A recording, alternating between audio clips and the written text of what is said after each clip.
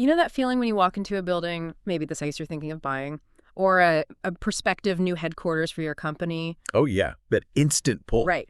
Instantly, within like 3 seconds, you just feel this invisible pull. It's almost like gravity. The Absolutely. sunlight is hitting the floorboards just right. The layout feels expansive. The acoustics are perfect. And your brain just immediately whispers, yes, this is it. This is the one. It is an incredibly powerful sensation. Yeah. And it feels entirely intuitive, completely organic. Yeah. You feel like your gut, your absolute deepest instincts are giving you the green light to just move forward. Right. But here's where it gets really interesting and honestly, a little bit terrifying. What if that pull is actually a highly predictable, deeply ingrained psychological trap? Though it usually is. Exactly. What if that feeling isn't destiny, but your brain just being hijacked?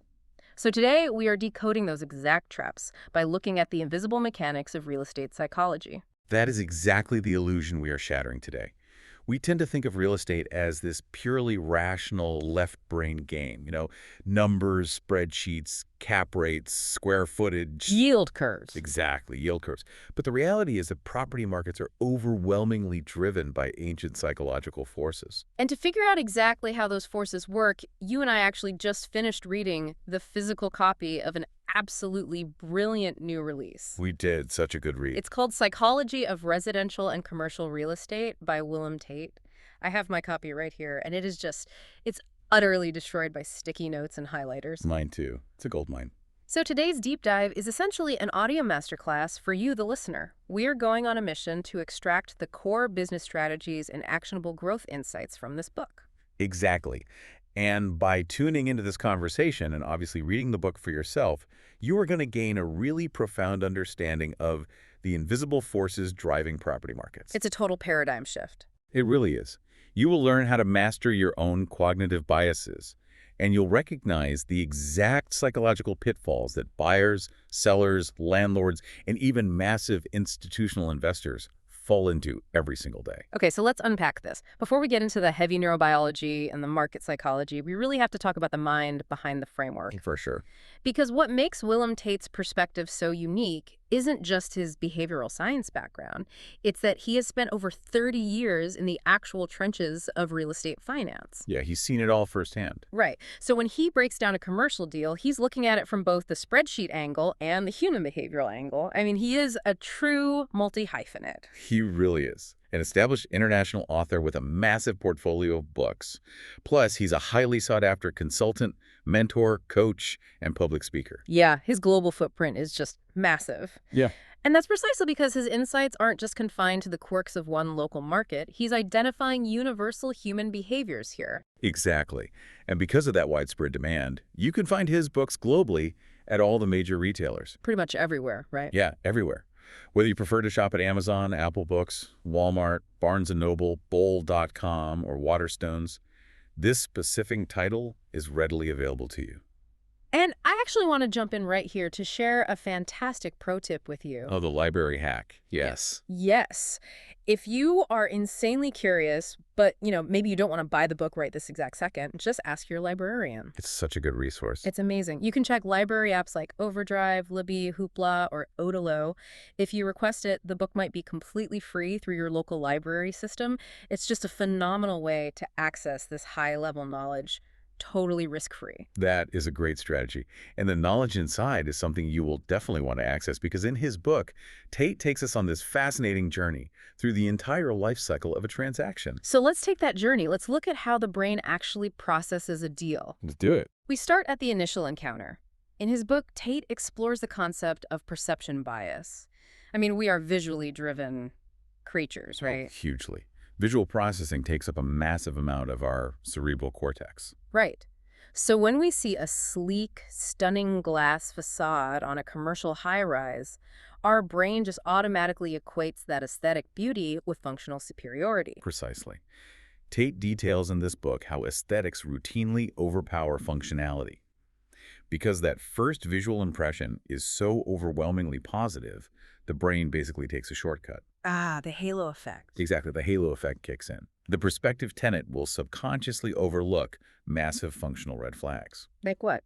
Well, they'll justify exorbitant rent, or they'll ignore a severe lack of parking for their employees simply because the lobby features, imported Italian marble and gorgeous ambient lighting. It's the architectural equivalent of the halo effect. I was reading this and thinking this is exactly like online dating. Oh, that's a perfect analogy. Right, like a fresh coat of paint and a staged living room is basically just a really good profile picture. Yep. It's totally designed to distract you. Exactly. You see a cozy fireplace and suddenly you're swiping right, completely ignoring the structural red flags hidden in the inspection report. Exactly. But wait, I have to push back here. I totally get how a first-time home buyer falls for a nice fireplace. But surely professional bank evaluators and veteran commercial investors, people whose entire job is to look at the math, they aren't fooled by a nice lobby, right? Well, you would naturally assume the professionals are immune. I mean, they have the models, the algorithms, the rigorous training. Right. It's literally their job. But this is where the neuroscience gets really fascinating. A major point established in his book is that even seasoned professionals, asset managers, and strict bank evaluators are subconsciously swayed by these aesthetic cues. Wait, really? How is that even possible? Because the bias bypasses our logical defenses before the prefrontal cortex even boots up. Oh, wow. Yeah. When an evaluator walks into a beautifully lit, impeccably maintained property, their brain releases a subtle hit of dopamine. Just from the lighting and the vibe. Exactly. And without even realizing it, they will unconsciously tweak their assumptions. Maybe they project slightly lower vacancy rates or slightly higher rental growth. Compared to a building that's fundamentally better but just less pretty. Exactly. The math eventually reflects the gut feeling no matter how much rigorous training they have. That is wild. The spreadsheet is basically just rationalizing the dopamine hit. That's a great way to put it, yes. And it's not just visual presentation either, is it? How we talk about a property, the literal words we use, changes the entire neurological filter. Oh, absolutely. Tait explores this in his book through the framing effect. Right, framing. Framing is a powerful tool because words activate specific schemas in the brain. So if a real estate agent describes a residential property as a cozy retreat, That sounds lovely. right, that framing specifically targets the emotional centers of retirees or people looking for peace and quiet. But if you take that exact same property, change absolutely nothing about the bricks and mortar, and describe it as a smart, high-yield investment, Oh, wow. Yeah, totally different vibe. suddenly you're activating the analytical centers of young professionals and wealth builders. So the core features remain completely unchanged, but the narrative dictates how the market perceives its fundamental value. Exactly. Which brings us to the actual valuation itself, and arguably one of the most dangerous psychological traps in the book, anchoring bias. Oh, anchoring, yes. We all know what anchoring is conceptually, but the way it operates in high-stakes real estate is honestly terrifying. It is a critical mechanism to understand. You see, the human brain is a massive energy hog. To save processing power, it latches on to the very first piece of data it receives. It just drops an anchor. Exactly. In his book, Tait explains that the first number you see becomes an unshakable psychological anchor. Let's say you are evaluating a commercial property, and the initial asking price on the prospectus is $50 million. Okay, 50 million. Got it. Now, even if you run the market data, pull the comps, do a deep dive on the cash flow, and mathematically prove that the building is only worth $35 million, your brain has already dropped anchor at 50. Wait, so all future negotiations, all the mental math you do from that point forward is anchored to a total fiction. Exactly.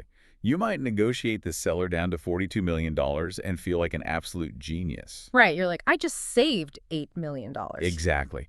You feel like you won a massive victory, completely ignoring the fact that you still overpaid by $7 million based on true market fundamentals. Wow. The anchor distorted your entire perception of value and victory. Because the brain anchors to the 50 to save energy, and then we just negotiate the gap. Oh, wow. Okay, so the buyer's brain is already compromised by this artificial anchor price, and they are visually seduced by the framing. A dangerous combination. Definitely. So how does the industry then weaponize that compromised state to force a quick signature? Because that brings us to the urgency phase, right? Scarcity and social proof. Yes. This is where we shift from cognitive bias to deep evolutionary biology. A core concept presented in his book is the scarcity mindset. The ticking clock. Exactly. When a developer says only 2 units left or final phase releasing today, they aren't just using a marketing tactic. They are literally triggering your amygdala. They are hacking your survival instincts. Because, like, in a hunter-gatherer context, missing out on a scarce resource literally meant death. Precisely. So when we perceive scarcity today, even if it's just a condo or a retail space, the brain equates it with an existential threat. It shuts down the prefrontal cortex, the logic center, and forces you to act fast. Perfectly stated. The perception of limited availability shifts your brain into pure survival mode. You stop asking, does the yield on this investment make sense for my portfolio? And you start asking, how do I make sure I don't miss out? Right. You trade analytical accuracy for speed. And that ties directly into social proof. Yeah. Because when we are in that panicked, high-speed state, we look around to see what everyone else is doing to ensure we aren't making a fatal mistake. Yes, exactly. In his book, Tait explores heuristic thinking. Heuristics, right? Yeah. Mental shortcuts. Exactly. When we are faced with overwhelming choices, complex 80-page lease agreements, and massive financial stakes, the cognitive load is just too heavy. So to simplify the decision and reduce anxiety, we rely on the pack animal instinct. Basically, if all these other smart people want this property, it must be a good deal. Exactly. In commercial real estate, this is the entire psychological foundation of the anchor tenant strategy. Oh, that makes so much sense. If a major, highly reputable brand leases a massive space in a new commercial development, other smaller businesses will literally trample each other to lease the surrounding units. Because the big brand acts as the social proof. Right. The social proof signals that the location is a guaranteed winner. And those smaller businesses will routinely skip their own rigorous due diligence because they assume the anchor tenant already did the math. They just outsource their prefrontal cortex to the bigger company. That is exactly what they do. But what happens when the logic center finally boots back up? Because eventually the panic subsides and you are staring at a massive financial commitment that maybe doesn't perfectly align with your reality. That's when the pain starts. This leads to cognitive dissonance. I want to use an analogy here. Cognitive dissonance feels like trying to run two massive conflicting software programs on a computer at the exact same time. Oh, I like that. The battery drains instantly, right? The brain hates wasting energy, so it forcibly deletes one program, usually the logical one, to save the emotional one. That is a phenomenal analogy, and it perfectly captures the exhaustion of the process. Mm. An argument presented in this book is that reconciling the tension between practical budgets and emotional desires is mentally draining. Yeah. A buyer might have a strict spreadsheet-approved budget, but they fall in love with a property that is 20% overpriced. So what do? Well, to relieve the uncomfortable friction of that cognitive dissonance, they will go to incredible lengths to rationalize the emotional decision. Interest rates will definitely drop next year. Exactly.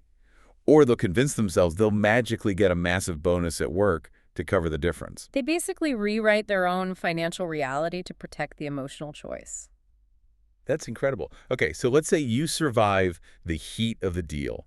You bought the property, or your firm closed on the commercial space.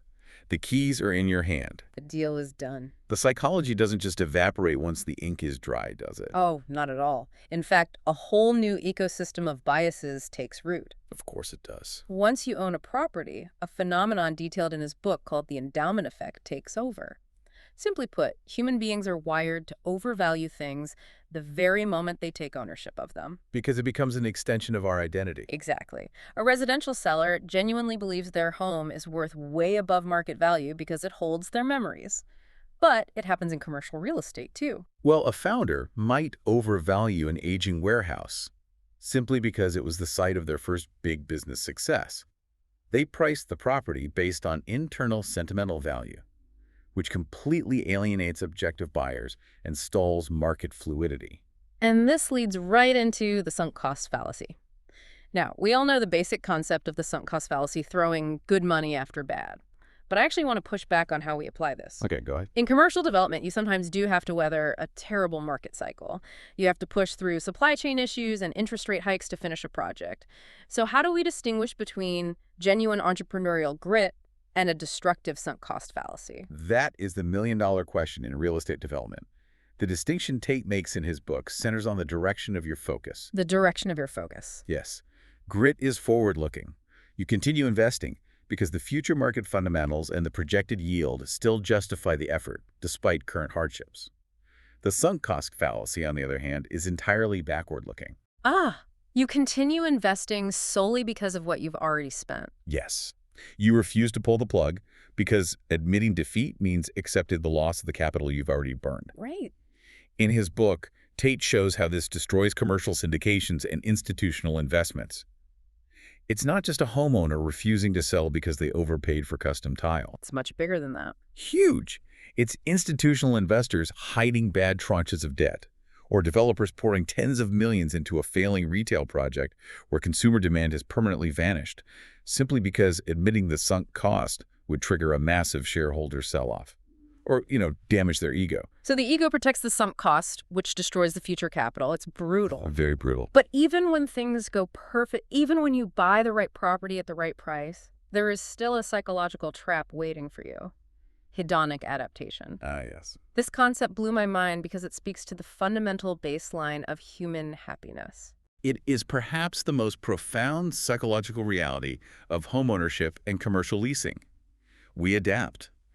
Our brains are wired to normalize our environment, to maintain a steady baseline of dopamine. It's the luxury car phenomenon, right? Exactly. You buy a six-figure luxury car, and for the first month, it's a spaceship. Your dopamine is spiking every time you grab the steering wheel. You park it a mile away from other cars. Oh, yeah, you're terrified of scratches. But neuroadaptation is inevitable. A year later, there are French fries between the seats, the new car smell is gone, and it's just the metal box you used to commute to the grocery store, the baseline reset. That is exactly how it works with real estate. In this book, Tait explains that a business might spend an absolute fortune leasing a premium, state-of-the-art office space, expecting it to permanently boost employee morale and productivity. And it does, right, for a while. It does for about 6 months. Until the novelty wears off. Exactly. Eventually, the panoramic views just become the background. Employees stop marveling at the amenities and start noticing that, the elevators are a bit slow or the layout is slightly inefficient. Or just get used to it. Yes. This constant hedonic adaptation is what drives the perpetual motion of the real estate market. It's the invisible engine of the industry. It's why people and corporations are always looking to upgrade, remodel, or relocate. The brain is just always chasing the next baseline disruption. Okay, so we have mapped an absolute minefield here today. We're talking about perception bias, framing manipulation, anchoring to fake numbers, amygdala hijacks through scarcity, heuristic pack behavior. Cognitive dissonance? Right. Cognitive dissonance, the endowment effect, institutional sunk costs, and the endless treadmill of hedonic adaptation. If our brains are this deeply flawed and susceptible to manipulation, how does any real estate transaction ever successfully close without one party feeling completely cheated? What is the countermeasure? That is the ultimate question. If the system is built on cognitive vulnerabilities, what stabilizes it? Well, the core thesis presented in his book is that trust is the ultimate antidote. Trust? I mean, it sounds almost too soft a word for a trillion-dollar global industry. It does, but it actually carries an immense mechanical weight. It carries the entire weight of the industry. Real estate is, at its core, a remarkably fragile psychological ecosystem. Wow. Without trust between brokers, lawyers, developers, buyers, and sellers, the friction becomes insurmountable. If a commercial buyer doesn't fundamentally trust a developer's financial projections, the cognitive load becomes too high, and the deal dies. So trust acts as a neurological shortcut that doesn't compromise accuracy. Exactly. Like when you have a truly transparent property manager or an agent with unimpeachable integrity, you don't have to rely on those panic, heuristic, pack animal instincts. You don't have to succumb to the scarcity mindset because you trust their assessment of the market. Exactly. Trust cuts through the noise. It grounds the unrealistic expectations driven by the endowment effect. Building and maintaining that trust requires radical transparency at every stage of the deal. It's the true currency of real estate. Yes. Everything else, the contracts, the appraisals, the marketing, is just built on top of that foundation of trust. This entire deep dive has been such a paradigm shift. I feel like I need to go back and forensically reevaluate every financial and property decision I've ever made. It certainly forces you to look in the mirror. And if we connect all of these granular biases to the macroeconomic picture, it leaves us with the truly profound realization. Real estate is not just an industry of land, bricks, concrete, and steel. No. It is fundamentally a mirror of human judgment. A mirror of human judgment. That is incredibly powerful because every soaring property value, every crash market, every accepted offer, and every stalled negotiation is really just a reflection of how a group of humans perceive value, fear risk, and chase reward at any given moment. Yes. Success in property doesn't actually begin in the market. It doesn't begin on a spreadsheet or in an architect's office. It begins entirely in your mind. If you can master your own psychology, you can master the market. I love that. Success begins in the mind. And that brings up a really provocative thought for you to mull over as we wrap up today's deep dive. Oh, let's hear it. We've spent this time talking about human biases, but we are entering an era where AI and algorithmic pricing models are starting to dictate property valuations. We are building machines that are supposedly immune to the halo effect, immune to scarcity panic, and immune to the endowment effect. Right. The question is, what happens to the market when hyper-rational AI valuations violently collide with deeply emotional, bias-driven human buyers? Who sets the true price, then? The algorithm or the amygdala? It's something to keep a very close eye on over the next decade. A very compelling question to consider as the industry evolves. Absolutely. And if you want to train your mind to understand these dynamics before that collision happens, you absolutely need to get your hands on Willem Tait's book, Psychology of Residential and Commercial Real Estate. As we mentioned, this incredible resource is available globally. Everywhere you buy books. Yep. You can pick it up at Amazon, Apple Books, Walmart, Barnes & Noble, Bowl.com, and Waterstones. And please don't forget the library apps. The barrier to entry for this knowledge is incredibly low. Yes. Check Overdrive, Libby, Hoopla, and Udilo. Your local library might have it available for free right now, just waiting for you to download it. The insights detailed in this book are genuinely transformative, not just for your portfolio, but for understanding how your own mind operates under pressure. And the learning doesn't have to stop with the book itself. If you're ready to start your journey with Willem as a coach, mentor, or speaker, check the links in the bio. The best way to see all options and his research on academia.edu is via his Linktree. Connect with him on socials and read more on substack.com and medium.com. It is extraordinarily rare to find an expert who can decode the intersection of evolutionary behavior and high-stakes financial markets so clearly and practically. It really is. So the next time you walk into a gorgeous building and you feel that sudden, invisible, it's that rush of dopamine telling you, this is the one, pause. Okay, Brett. Exactly. Let your prefrontal cortex boot back up and ask yourself, are you seeing the true mathematical value of the property, or are you just caught in the psychological current? A question we should all be asking before we sign on the dotted line. Thanks for diving deep with us today. We'll catch you on the next one.